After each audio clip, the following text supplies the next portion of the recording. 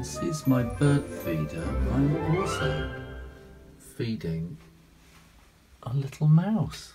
I saw this little fellow in the dark the other day, and when I switched the lights on it ran away, and I thought I'm never going to see him again. Completely, look, unfazed.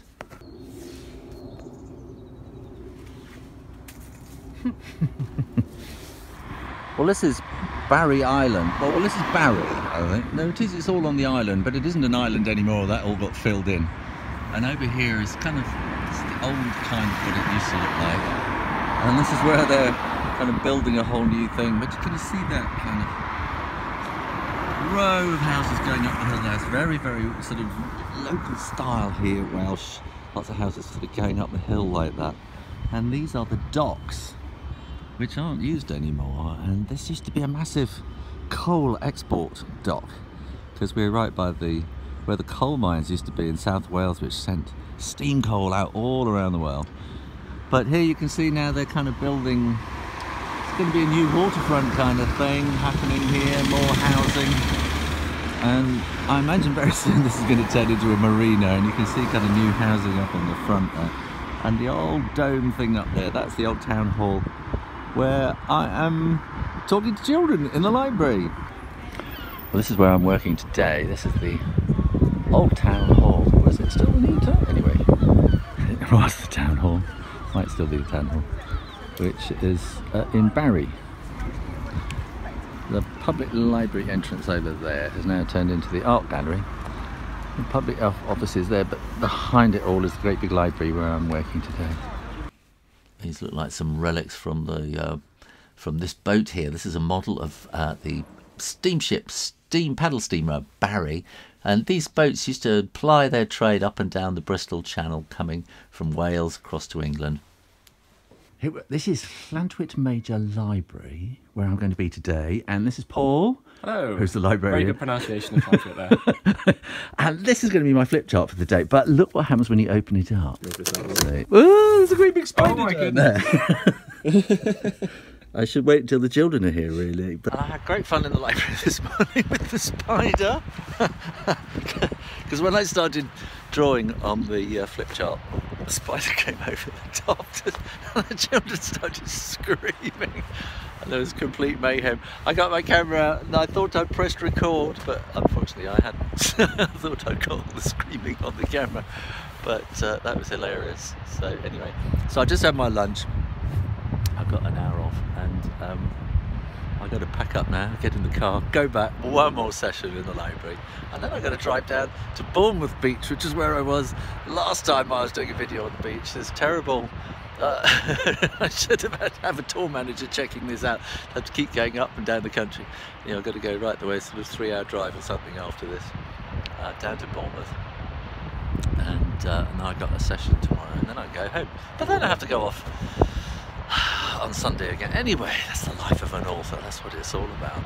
That's one of the great things about my job as a children's author, is it sort of takes me around the country to interesting places. And this is called Llantwit Major. I'm in Wales, so a double L goes Llantwit Major. And this is the Vale of Glamorgan, and this is the beach at Llantwit Major. It's fantastic.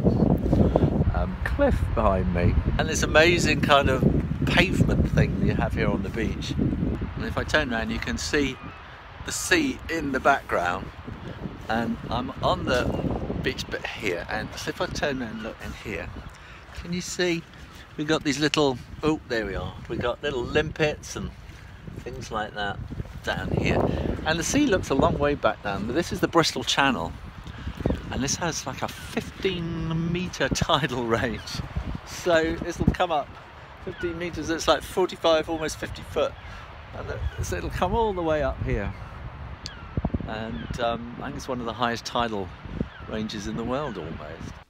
Well, the cliff face is amazing. It almost looks like it's been built out of bricks, and there are signs up which say, do be careful. It says in Welsh as well, do be careful because they're dangerous cliffs, and at any moment the rocks could come tumbling down on you. And while I was filming, believe it or not, oh,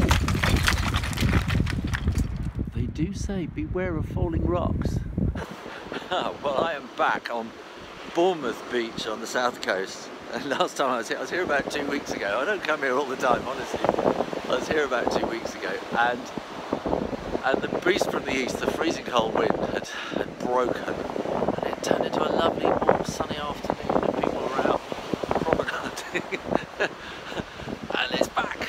The wind has turned round, and it is freezing this morning. It's at my back. I'm going to turn around and walk into it quite soon. It is really, really cold. And I spent the last 3 days kind of on the coast in South Wales, visiting libraries, schools and libraries. And now I've come all the way down here, and I'm going to a book festival this afternoon. I'm speaking at a book festival. I've got to drive all the way home, and it's like worrying about snow. And it looks like I'm going to get home okay. But then tomorrow I've got to go up to Coventry, which is in the Midlands.